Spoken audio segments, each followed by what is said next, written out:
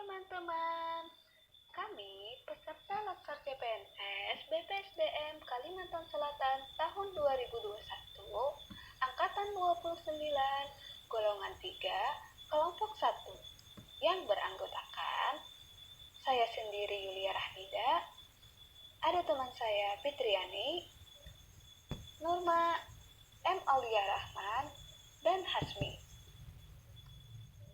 Nah, di sini kami diberi tugas tentang analisis isu kontemporer.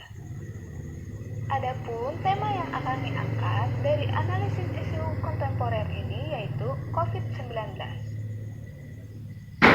Nah, adapun hal-hal yang melatar belakangi kami mengangkat tema COVID-19 ini dikarenakan virus corona atau COVID-19 merupakan kasus yang dimulai dengan pneumonia atau radang paru-paru misterius pada Desember 2019.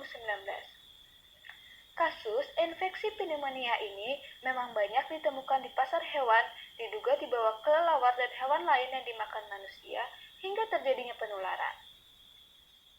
Memiliki gejala yang sama mirip flu, virus corona berkembang cepat hingga mengakibatkan infeksi lebih parah dan gagal organ. Kejadiannya, muncul pandemi ini melumpuhkan semua aktivitas di kalangan masyarakat.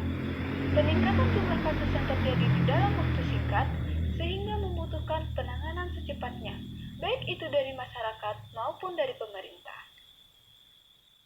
Nah, untuk identifikasi isu, kami menggunakan metode pentahelix. Metode pentahelix ini kami gunakan untuk menganalisis isu yang ada sesuai topik. Kemudian, kami menggunakan analisis APKL dan USG untuk menentukan isu prioritas.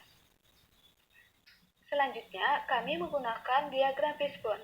Diagram fishbone ini kami gunakan untuk menentukan sebab akibat dari isu tersebut. Dan yang terakhir, kami menggunakan tabel. Tabel ini kami gunakan untuk mencari alternatif penyelesaian isu tersebut. Untuk menganalisis isu yang ada sesuai topik, kami menggunakan metode pentahelix. Kami mengangkat 5 isu kontemporer dari COVID-19. Yang pertama yaitu masyarakat yang meragukan vaksin atau anti vaksin. Yang kedua, permasalahan pembelajaran daring pada saat pandemi COVID-19. Yang ketiga, maraknya pembuatan hasil rapid test palsu. Yang keempat, keefektifan PPKM dalam mengurangi penyebaran kasus COVID-19.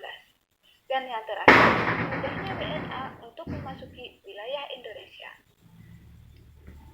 Selanjutnya akan dipresentasikan oleh teman saya.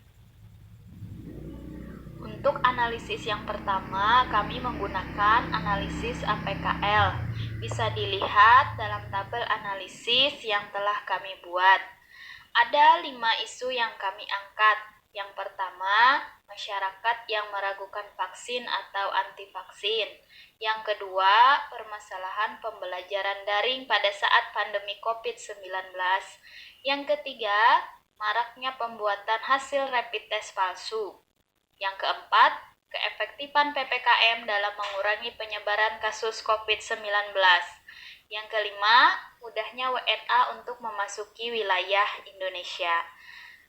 Dari 5 isu tersebut, ada 3 isu yang menurut kami dapat dianalisis kembali dengan analisis USG, yaitu masyarakat yang meragukan vaksin atau anti vaksin, permasalahan pembelajaran daring pada saat pandemi COVID-19, dan yang ketiga, maraknya pembuatan hasil rapid test palsu. Ada 3 isu yang kami analisis kembali dengan analisis OSG. Isu yang pertama yaitu masyarakat yang meragukan vaksin atau anti vaksin. Urgensinya ada 5, seriousness 5, growth 5, total 15. Isu yang kedua yaitu permasalahan pembelajaran daring pada saat pandemi COVID-19. Urgensinya 4, seriousness 4, growth 3, total 11. Isu yang ketiga yaitu keefektifan PPKM dalam mengurangi penyebaran kasus COVID-19. Urgensinya ada 3, Trisnis 3, Broti 2, total ada 8. Nah, dari ketiga isu tersebut, yang menjadi isu yang paling penting untuk mendapatkan solusi atau alternatif pemecahan masalahnya adalah isu masyarakat yang meragukan vaksin atau anti vaksin. Baiklah, saya akan melanjutkan penjelasan dari teman saya. Bagian yang akan saya jelaskan yaitu diagram fishbone. Penyebab tingginya angka masyarakat anti vaksin atau masyarakat yang meragukan tentang vaksin, salah satunya yaitu meliputi pemahaman masyarakat tentang vaksin yang masih minim, keraguan masyarakat terhadap keamanan dan keberhasilan vaksin, dan masyarakat beranggapan dirinya kebal dari COVID. Selanjutnya yaitu machine. Di sini minimnya fasilitas pendukung vaksin. Yang ketiga yaitu metode, meliputi minimnya sosialisasi pemerintah tentang vaksinasi. Dan keterjangkauan fasilitas vaksin belum merata. Yang keempat yaitu environment,